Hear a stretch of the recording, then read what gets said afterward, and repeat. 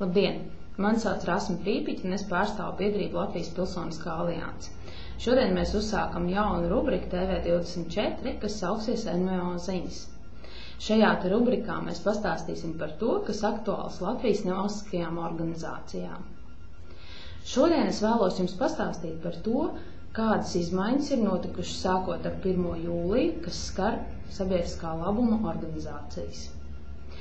Ja es esmu uzņēmējs un es esmu nopelnījis 100 latus, tad iepriekš ziedojot šo summu nevalstiskai organizācijai, kas reģistrējusies sabiedriskā labuma reģistrā, es varēju saņemt nodokļu atlaides 85% apmērā.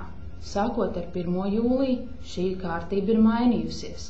Piemēram, ja es esmu nopelnījis 100 latus un es vēlos šos 100 latus ziedot kādai organizācijai, es to vairāk nevaru izdarīt.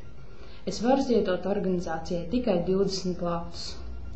Ja es šos 20 latus esmu ziedojis, tad es varēšu saņemt nodokļu atlaides 15% apmērā, bet pārējos 85% es ziedoju pati.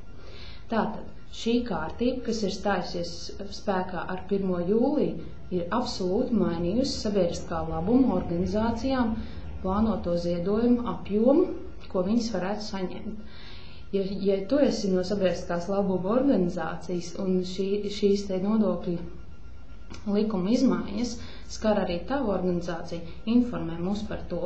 Raksti mums uz alianse@nvo.lv.